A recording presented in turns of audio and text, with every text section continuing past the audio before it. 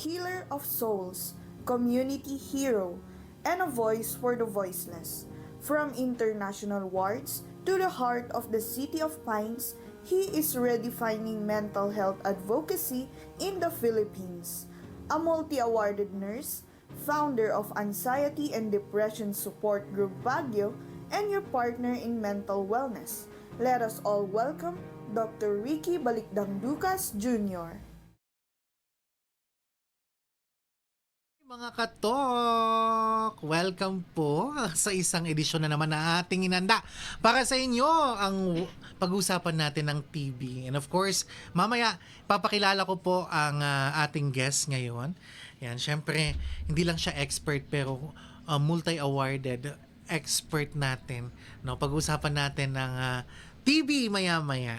Ayan, or tuberculosis. Ayan, hello po, isang mapagpalang gabi po sa inyong lahat. Luzon, Visayas, Mindanao at din lalo na dito sa Cordillera na imbag nga rabi kada kayo amin. Ayan. Welcome sa ating pangilang edisyon na to. 10th episode ng ating Katok TV. Ayan. Maraming salamat pa rin sa mga sumusupport ha. Ayan, share ninyo dahil napaka-importante po ang ating usapin ngayong gabi. Last time, nagkaroon tayo ng usapin about rabies. Ayan, very exciting yung topic natin, no? Oo. Ang daming nag-message, daming nag-comment, no? And sana ngayon din, gabi, napag-uusapan natin ang TB. Marami kayong itatanong kasi minsan marami pa ring stigma surrounding TB, ha? Eto ka, may nanay sa akin nagtanong. Sabi niya, saan daw pwedeng kumuha ng gamot dahil may TB daw yung anak niya. Sabi ko, punta ka sa health center. Sabi ko, ayaw daw kasi baka malaman na may sakit yung anak niyang TB. O diba? So, eto yung mga kailangan nating pag-usapan na hindi na po tulad ng dati ang sakit na TB, no? Ito po ay kailangan pag-usapan dahil may gamot na po at hindi na po ito na nakakadiring sakit tulad ng dati. So mas marami po tayong malalaman maya-maya. Oo, dahil kasama po natin ang isang pinakabigating eksperto. Maraming salamat po at pinagbigyan niya tayo ng oras. Alam kong hindi pa siya kumakain at hindi pa siya nakaluto ng kanyang dinner. Pero eto, yeah, syempre alam niya po yan dahil parehas po kaming ayan, serbisyo publiko kahit anong oras. Okay.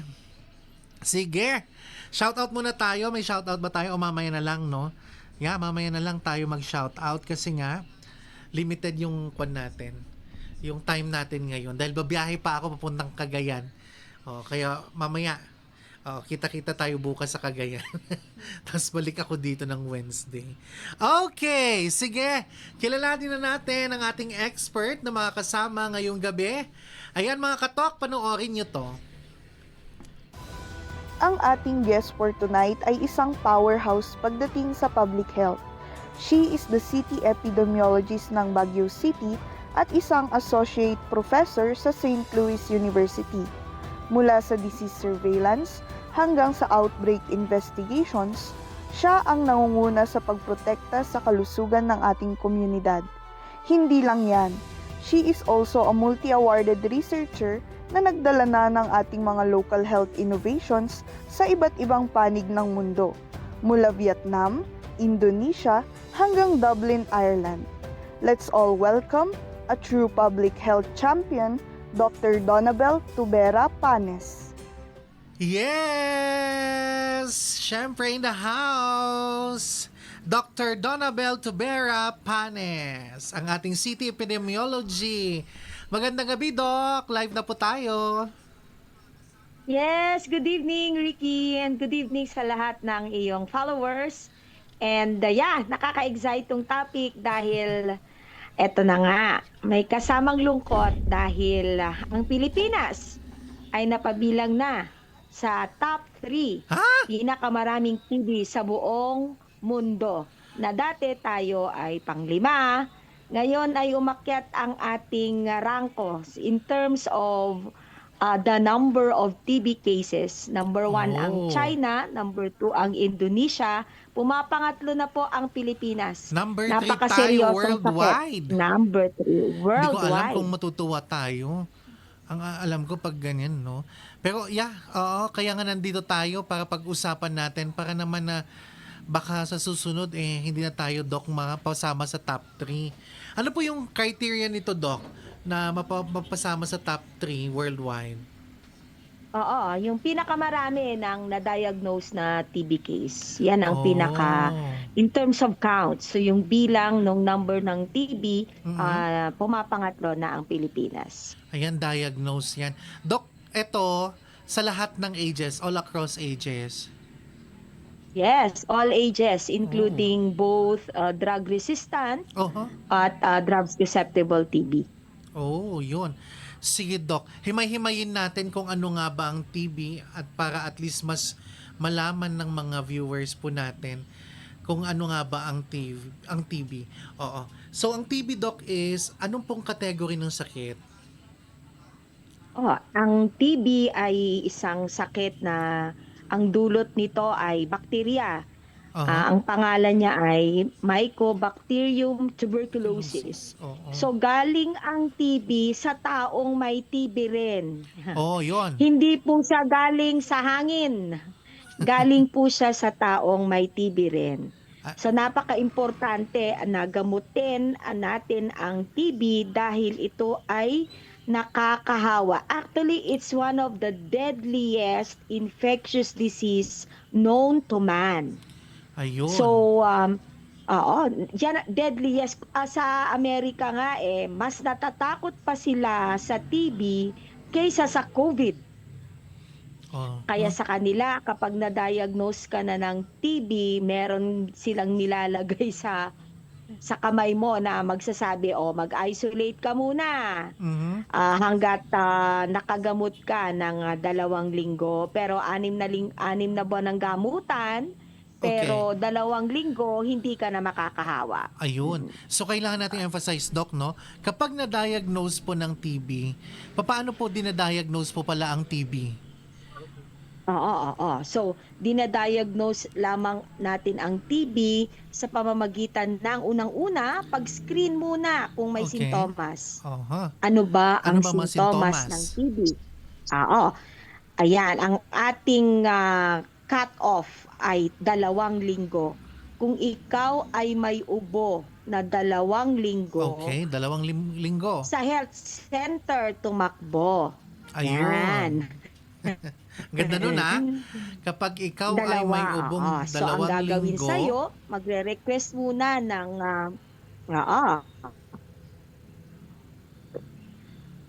okay. 2 linggo, health center tumakbo. Oo, tama. Okay, so after mong makita na may ubo ka na 2 linggo, pumunta ka na sa health center dahil ipapascreen ka na for TB. So, ang gagawin natin, magre-request tayo ng x-ray. Ang tanong, libre ba ang x-ray? Libre Yun po nga. ang ating x-ray sa City of Baguio. Ayun. Magpa-check up lang po kayo. Ayan. Yun. So, pag So, nag-x-ray na at Okay. nakita na go ahead. Oo. Pag Kapag nakita na na-x-ray, may positive ang nakita. iyong x-ray, hindi po doon hindi naman agad gagamutin. Meron pa tayong isang test na gagawin. Ang tawag doon ay gene expert. Ipapa-examine natin yung plema. Okay? At ito din po ay ma-avail natin sa ating health center at libre rin po ito. At kapag nakita doon sa iyong plema na merong bakterya, then outrightly, tayo ay maggagamot na. Mabibigyan ka na po ng gamot. Libre po ang gamot nito sa loob ng 6 na buwan. Okay. At kapag negative naman, anong gagawin, Dok? Positive yung x-ray ko. Yun na nga. Negative naman yung sputum ko, 'di ba? May mga ganong findings. So, meron po kaming tayo sa health center na tinatawag nating diagnostic committee na nag-gather ang mga pulmonologist o specialista sa baga. Number 2, radiologist, mga specialista sa pagbasa ng x-ray, mga infectious disease o mga espesyalista sa mga nakakahawang sakit, at ang ating community health doctors. We will come together and decide itong tao bang ito mangangailangan ng gamot o hindi. So, ganun po yung process natin dyan. And if the committee decides na mangangailangan ka ng gamot, i-enroll ka na namin sa iyong TB DOTS facility. Preferably, yung pinakamalapit sa iyong bahay or Mhm. preferably, yung maa-access mo malapit sa iyong trabaho. Ayun. Kasi Yan. Doc, oo, tama na at least na mention na libre, papaano ma-diagnose at papaano naman kapag nag-positive ka sa X-ray plus sa negative sa gene expert. So at least nasagot kagad ni Doc yun, no? Oo. Mm-mm. Ngayon, pagpunta mo Doc sa health center at kailangan maggamot, libre po ba ang gamutan, Doc? Mm-mm. Yes, libre po yan. Libre ang gamutan natin sa tuberculosis. Aha. Actually, meron tayong tinatawag na TB DOTS package. Okay, Ayun, so TB pag dots. ikaw ay isang member ng PhilHealth, so si PhilHealth na po ang bahala ng iyong gamutan. At Mhm. hindi lang dyan, di tayo nag-i-stop dyan. I-screen natin lahat ng kabahay mo. Ang tawag Oh. doon, contact investigation, Mm. para ma-sure natin na magamot din sila dahil baka sila ang nakahawa sa'yo. Ayun. So, paano yung Ayun. Oo. TB sa bata, Doc? Maari bang, Oo, oo. oo, saan nakuha ng impeksyon yung mga bata? Meron tayong tinatawag na TB in children. Usually, yung mga bata, hindi sila infectious compared to adult, Mhm. no? So, ini-screen natin sila through a specific test. Ang tawag doon ay tuberculin skin test. At Mm. eto na naman, libre na naman po 'yan na maa-avail nyo sa inyong mga health center. So yung mga bata, no, nakapag-close contact tayo ng TB patients, no? May lolo lola ka, Mm. may uncle auntie, basta ah, kasama mo sa loob ng 3 buwan, no? Mm. Kailangan mong skin test, no? So pag nag-skin test ka at nakita natin na positive ka sa skin test, hindi pa doon na tumitigil. Kailangan i-x-ray ka. Dahil Ayun. kung positive ang x-ray mo, gagamutin ka na for TB disease. Pero pag negative ang skin test mo, mabibigyan ka ng prophylaxis. Ibig Ibig sabihin, sabihin, oo. bibigyan ka ng gamot para hindi ka magkaroon ng full-blown TB. Libre din Ayun. po lahat yan sa So, ating ang mga health center. prophylaxis to prevent na hindi magka-TB. Ngayon, kapag meron naman at na-diagnose ng TB, libre naman ito, Doc. Tama, no? Ayun, ang kailangan na, Yes, oo, libre po yan. ipaalam natin sa mga nanonood. And of course, Doc, ito ka, minsan sabi nila, ang TB daw sakit lang na matanda. Totoo ba ito, Doc? Or bakit mas Mm. maraming Mm-mm. senior Oo. natin, no, ang nagkakaroon ng TB? Oo, napaka napaka-relevant question 'yan. Dahil ang risk for TB iba-iba. So, kumbaga sa isang populasyon, hindi po tayo pare-parehas ng risk for tuberculosis. So, ang mga vulnerables po natin gaya ng mga bata less than 15 years old, mga elderlies, Mhm. mga diabetic patients, Ayun. mga pasyenteng may HIV, Mhm. okay? And mga patients natin on chemotherapy, Mhm. patients natin na nagda-dialysis.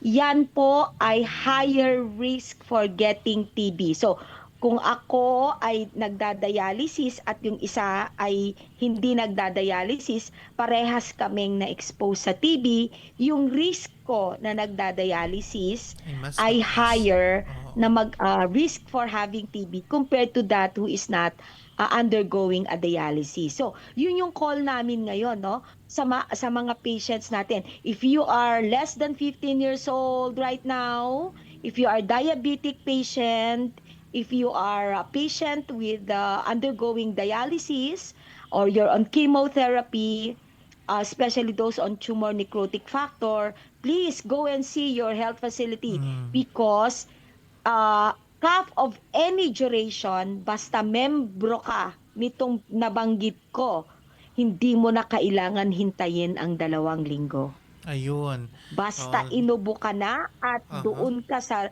mga listahan na na-mention ko, ay i-screen ka na po for TB. May Yan ang comorbidity, kagandahan no? natin dyan. Oo. Yan yung mga Yes. comorbidity na mention ni Mm. Doc. Ulitin natin, Doc. Oo, nagda-dialysis, may immunocompromised na condition Nagda, like nagda, HIV. Oo. mm, Ano pa po, Doc? yes. Age, Elderly, elderly. Yan. elderly. Yan, mga elderly. Oo. At mga less than 15 years old children. Children less than Ay, 15 mga years old. bata. Ayan. Then, Ah, kung meron siyang ubo for 2 weeks or not more than 2 weeks, pwede nang yes. magpa-check.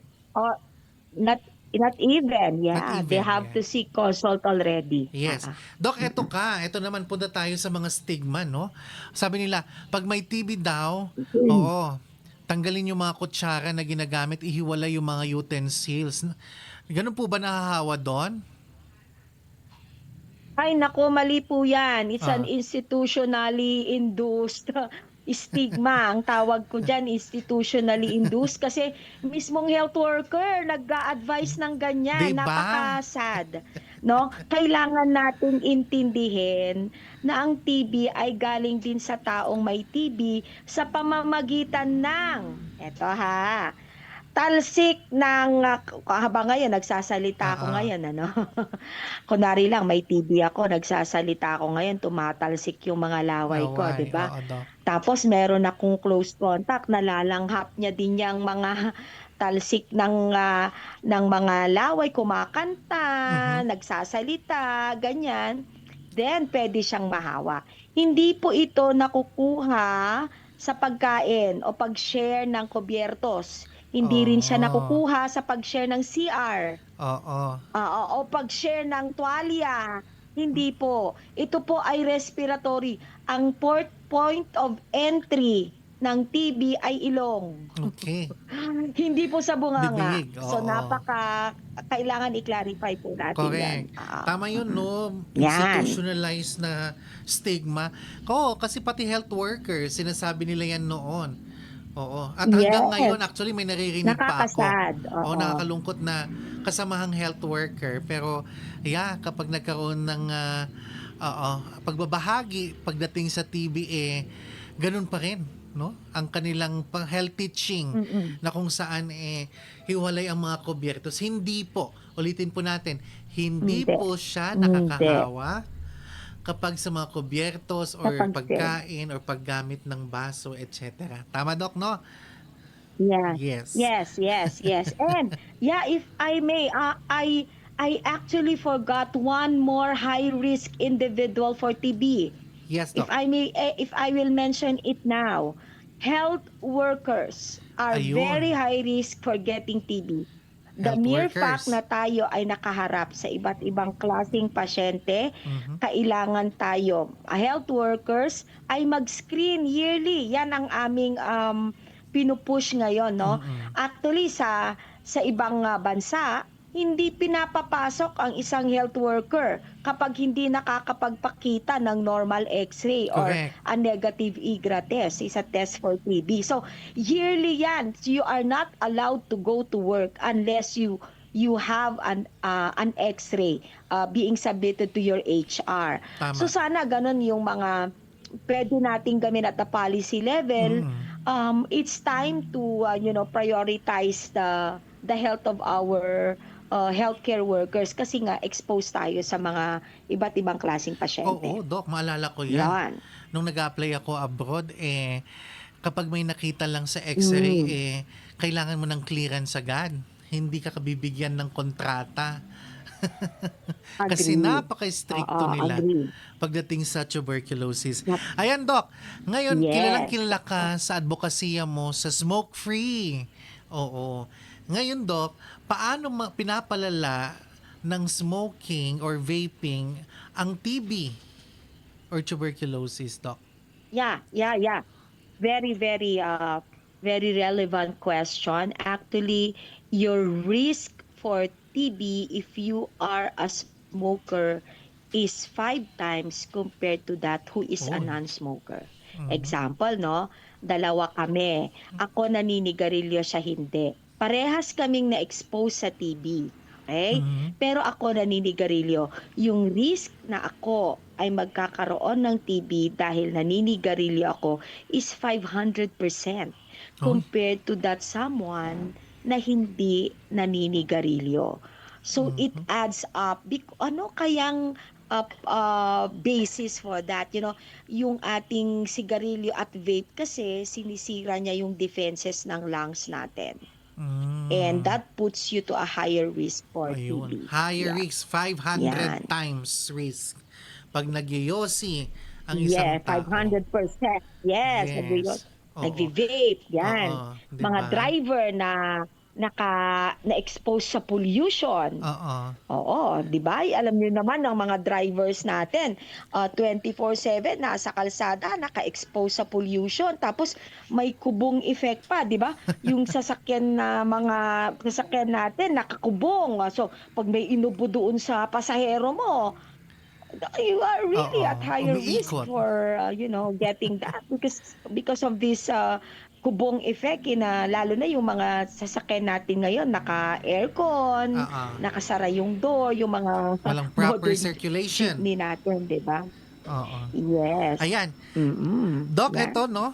Yan. Ano naman ang pinaka-importanting papel ngayon ng pamilya at or health worker para siguraduhin natin na papunta tayo sa possible ba? Zero tuberculosis? Yeah. Actually, yan yung goal ng World Health Organization to be TB-free. Mhm. For the Philippines, the goal of the country is actually TB-free Philippines. So ganun din sa Baguio, TB-free Baguio yung goal natin. So the only way we can stop the TB is we make sure that we treat the patient uh, para hindi siya makahawa. Yun. Yan ang pinaka sandata natin, gamutin natin ang TB dahil unang-una, libre naman ang Mhm. gamutan. Pangalawa, nagagamot ito, Correct. 'di ba? And pangatlo, pag hindi ka naggamot, makakahawa ka. At the same time, it will cause your death. So, Mhm. hindi dapat ito ikahiya dahil ito ay isang sakit na nagagamot at posible po na maihawa mo ito sa ibang tao. So very very important na mag-seek tayo ng consult, especially if we are already experiencing symptoms related to TB. Yan. Ayan, ang bilis ng oras, Doc. Pero bago kita pakawalan, Doc, ayan, since World TB Day next week, yes, any message po sa mga manonood natin at nag-aabang dito sa ating usaping TB? Yes. Yes, actually, we are calling on all offices, establishments, building owners, and caretakers. On March 24, please light up your buildings into color red. So, Oh, red. even our city hall, pakukulayan natin ng kulay red. Yung ating fountain doon sa Mines View, ba yun? Yes, yes, Sa Doc. mansion, kukulayan natin ng kulay red. So, even the establishments, we are asking right now, pa-plug na po, if you want to participate po itong sa campaign natin na, yes, we can end TB. Yun po yung ating team. Please light up your establishments with the color red. So let's light up red for a TB-free Baguio. So yun yung ating way of supporting the World TB Day by making sure that we just light it up. 7 p.m. to 9 p.m. lang naman po ang 7 p.m. ating to 9 p.m. panawagan dyan. Yes. At may memorandum na rin po ang ating mayor para ito campaign for a TB-free Baguio by lighting up the whole city with color red. Yan lamang, Sir Ayan. Ricky. Thank Back to you, Doc. Maraming salamat po talaga sa iyong precious time. Thank you so much po. At sana hindi kayo magsawa kapag in-invite po kayo ng Katok with regards to different topics po at alam namin na expert po kayo. Maraming salamat. Yes, thank you everyone. Thank you, Doc. Magandang gabi po. At ayan, ang ating katok at nakausap natin ng specialista na of course ang ating city epidemiologist Dr. Donabel Tubera Panes. Ayan, maraming salamat po. At sana may mga bagay-bagay na nasagot na mga maling paniniwala, mas lalo na sa pagdating sa tuberculosis, pagdating kung papaano ito, ayan, papaano ito na itatransmit, and of course, anong dapat natin gawin? Kasi libre lahat itong mga to. Libre po ang gamot, ang testing, and x-ray, and any diagnostic po. Libre po yan sa mga health centers natin. Kaya nakikita nyo sa mga health centers may nakalagay tb.center. Ayan, so pumunta lamang po kayo doon. Ayan, ang kailangan nyo lang po ay lakas ng loob. And of course, pananalig na kayo gagaling. Para naman hindi tayo sa top 3, nakakalungkot. Top 3 pala tayo, no? Number 3, number 1 China, number 2 India, tapos pangatlo tayo. Kaya malalaking bansa. Tapos pagdating sa Pilipinas, ang liit na bansa pero nasa number 3. Ayan, sana masugpo natin ang tuberculosis kasi pwede naman tong ma-prevent. O, sa pamamagitan ng pag-check ng status ninyo or pag-check every now and then. Kaya maganda yung sinabi ng doktora, no, na sana magkaroon ng legislation, no, pagdating dito sa sakit na tuberculosis. Ayan, mga katok. Ayan, maraming salamat sa inyong pag-abang. Mas maaga po tayo magtatapos. Pero, ipapalabas namin yung mga iba't ibang branch po namin ng Choose Life. Ayan, nandun po ang Snobty or sa SN Oriental. Ayan, na branch. Abangan ninyo yung mga magbubukas pa, 2 branch. Ayan, ongoing po. And Trancoville branch. Lahat po yan ay mga yakap gamot facility. Ibig sabihin po, pumunta po kayo sa mga health centers ninyo, magpa-check up po sa mga doktor, kunin ang prescription, dalhin ang prescription sa mga Choose Life pharmacy na nakikita ninyo. Meron po dito sa Piaoyan Building, dito lang po sa Bonifacio Street. Meron sa Trancoville. Ayan, meron po sa SN Oriental, Leonard Wood. Ayan, dalhin nyo po yung mga prescription. Libre po yung gamot. Ito po yung 20,000 pesos na gamot yearly na binibigay po ng PhilHealth. Basta meron po sa listahan ng gamot ng PhilHealth, libre nyo pong makukuha. Kaya, ayan, maraming salamat po sa mga nanood at tumangkilik ulit, no, sa ating usapin na tuberculosis. Ayan. And of course, ayan, kay Ma'am Marie Imelda Willie, hi, magandang gabi po. Ayan, maraming salamat. Good evening, Doc Rick and Doc Donna, and to all viewers, nice topic. Thank you po, ma'am, and for always supporting po ang ating advocacy. Ayan, guys, maaga po ako magpapaalam ngayon. Panoorin nyo po hanggang magtapos ang ating programa, no? Ipapalabas po dyan yung ayan, papalabas po dyan yung mga opening po namin and ng different branches po namin, no? Maraming salamat, Nimbag nga gabi. God bless everyone. Bye-bye. Mga katok, gusto mo bang i-promote ang iyong restaurant, shop o serbisyo?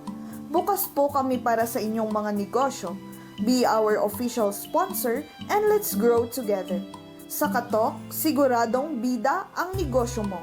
Tawag lang o mag-message sa aming official Facebook page. Sa katok, siguradong bida ang negosyo mo.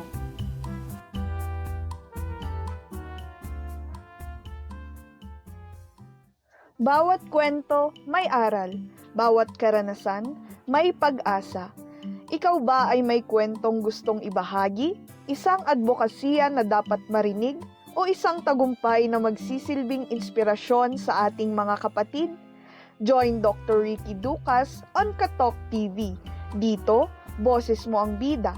Be our next guest and let's build a more inclusive world, one conversation at a time. Kaisa ka sa diskusyon, kaisa ka sa inspirasyon. Mag-message na sa aming Facebook page para sa mga detalye. Kita-kits!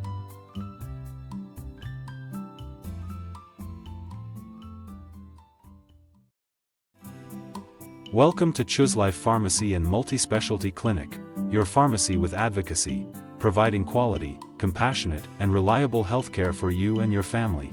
We offer services in internal medicine, dermatology, counseling, general and adult psychiatry, and neurodementia care. Here at Choose Life, we treat you with care, respect, and dedication. Visit us at Piao Yen Shopesville Building, Bonifacio Street, or Kisembin Street, Baguio City. Choose Life, your pharmacy with advocacy.